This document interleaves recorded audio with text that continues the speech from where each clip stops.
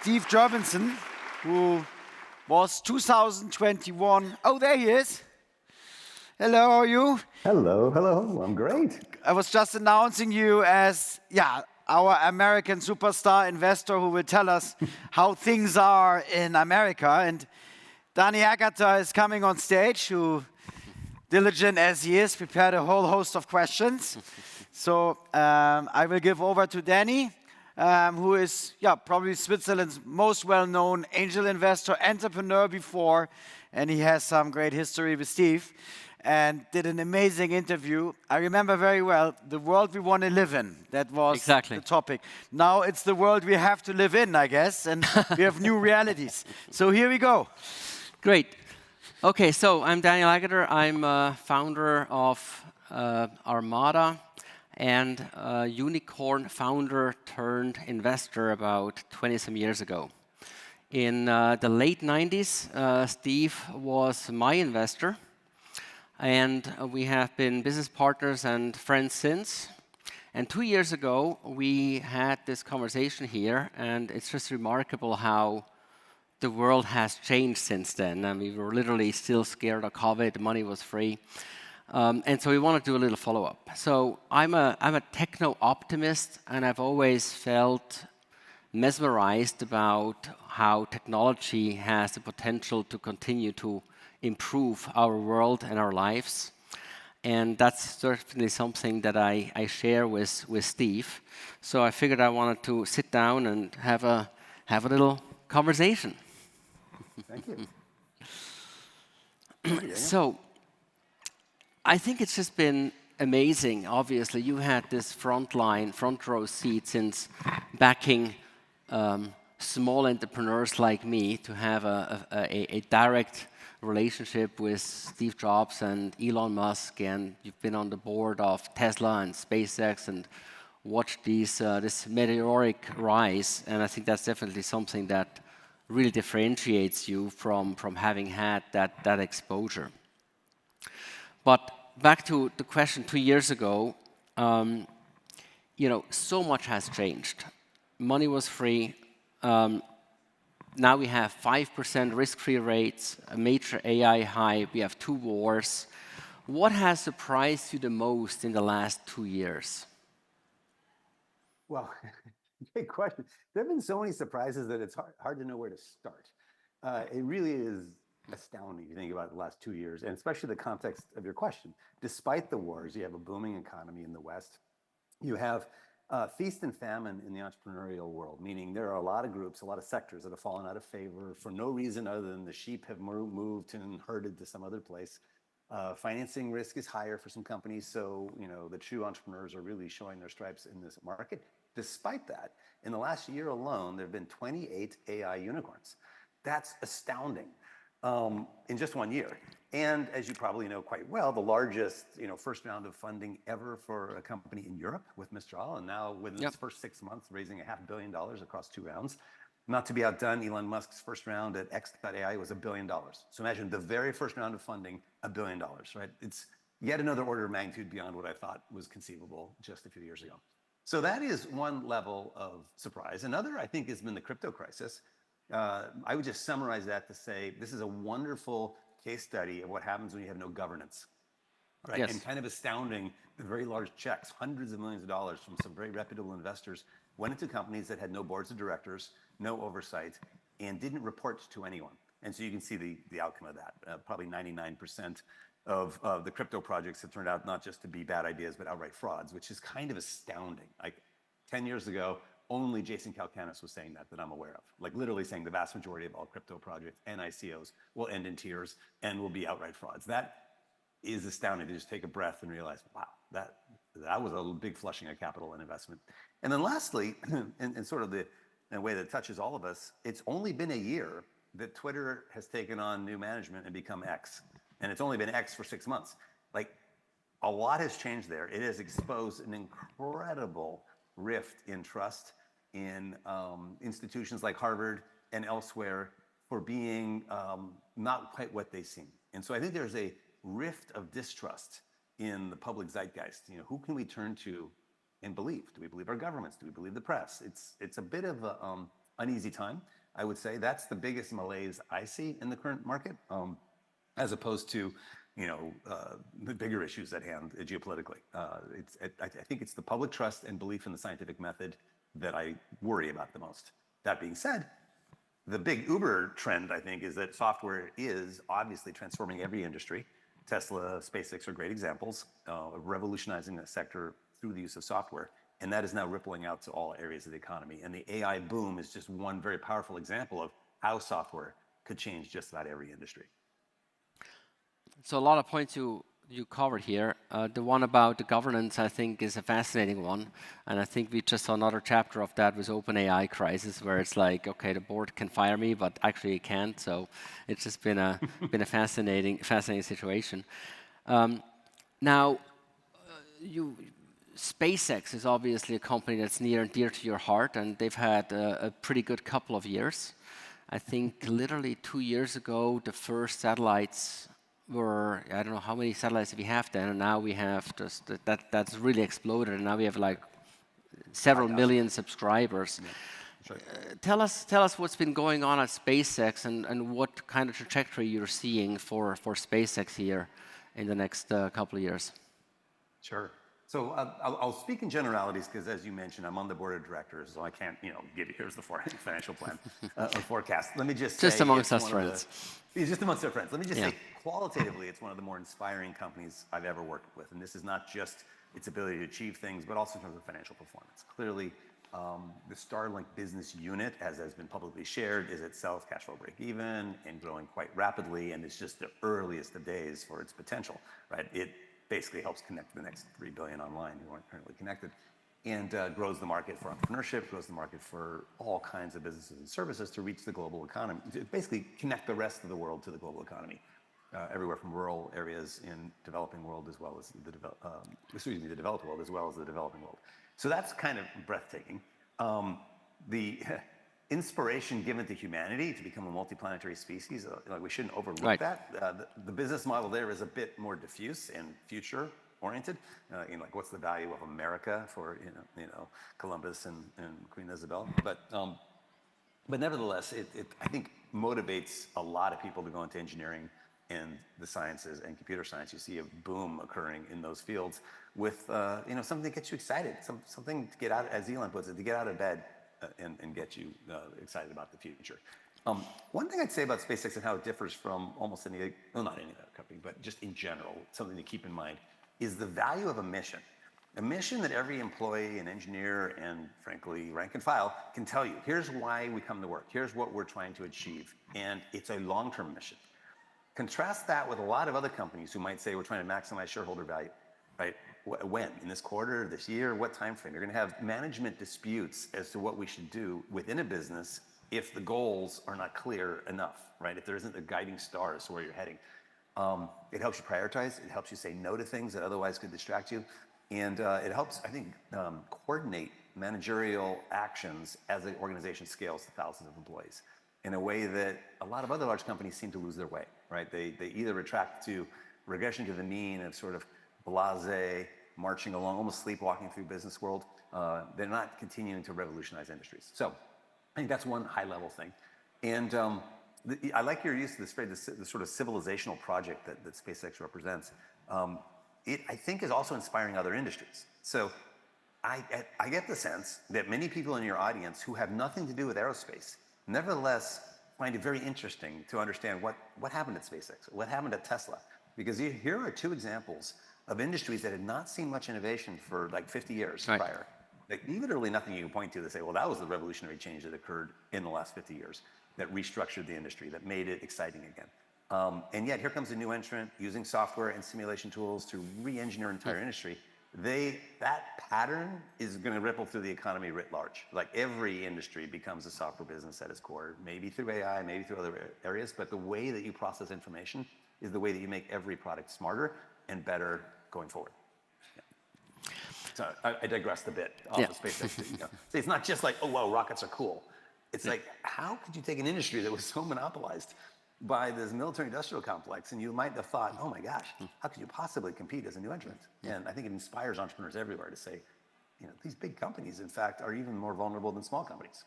Yeah. So I think this year with X, Elon has become a much more public persona and has also been sharing, to a certain extent, insights into his souls in a very liberal fashion. And I think we've all seen a lot of that, and it's been kind of an interesting story.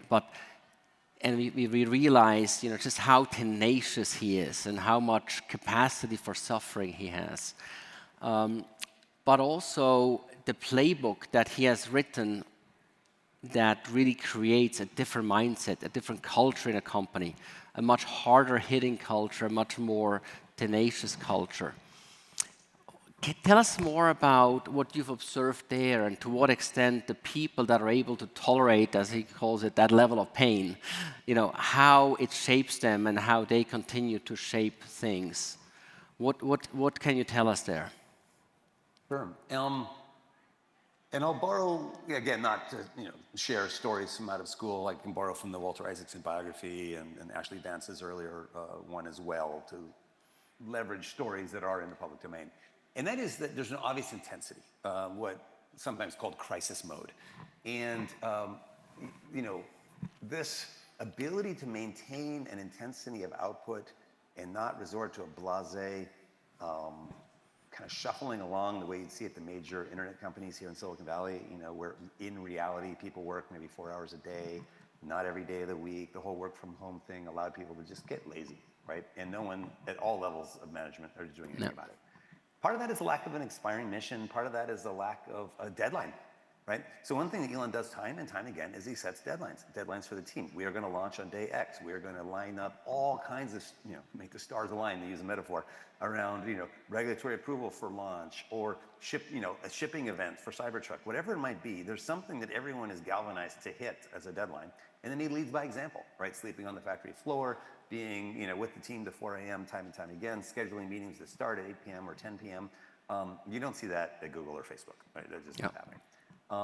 And so that intensity can be harsh, right? That some people are not made for that, or they burn out, and that's fine.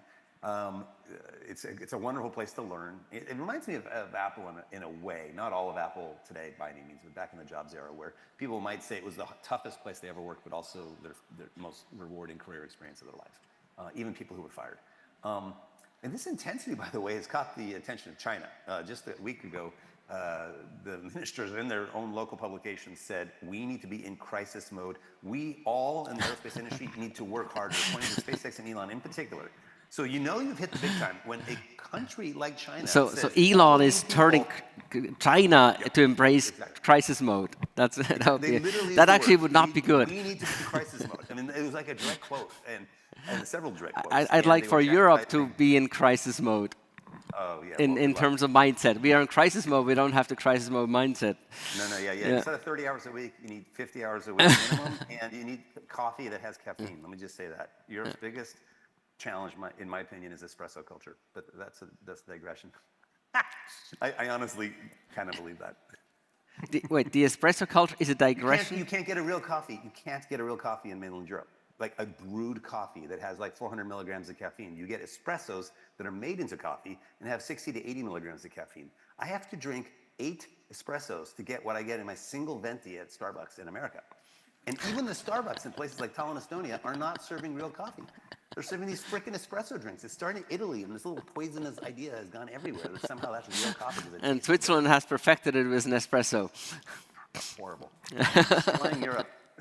Real coffee, bring it back. You own, I think, one of the first Model S and Model X. Recently, the Cybertruck was announced. At first, I was like, that looks a little bit crazy. It's growing a little bit on me. Do you think the Cybertruck can be as important as the Model S and the Model Y for Tesla? That's a tough question. I don't know, but here would be the argument for why. The pickup, at least in America, the pickup, and I would not be surprised if the reaction in Europe for Cybertruck is different than in America, because in America, people are gung-ho about pickups. It's ridiculous. I mean, I grew up in Texas, and they're like everywhere. 800,000 F-150. No reason to be driving a pickup. Exactly. The most popular car in America prior to Tesla existing, of course, was pickups. It's just a weird thing, right? And so what are those things? Built Ford tough, as Ford says it, or all these like marketing associations that really have nothing to do with most people's use of the vehicle, right? They're not going off road, they're not hauling heavy stuff, like whatever. So I'm not the target customer. I've never been a pickup buyer, but I do recognize that that's what most people want, and I've got tons of friends who are gaga over this. Like I know a bunch of people that the first Tesla they want is the Cybertruck. So I don't know what it is. It is definitely different. As with any design advance, when you're radically different from what came before, you're going to have people who just don't see it, and then we'll see. But I think it could be, put it to your question, it could be one of the more popular products the Tesla's ever made, but I don't know how to stack it up against Optimus in development, or obviously the next low-cost vehicle that Tesla's rumored to be working on. It would obviously be the biggest hit. Yeah. Right. Anything you can tell us on Optimus? Look at those fingers. No. Other than the humanoid robot that Tesla is developing. Yeah. And then just yesterday, Elon released a video where it's dancing. But most interesting if you watch, like unlike other robots you may have seen, the precision of hand control is very high.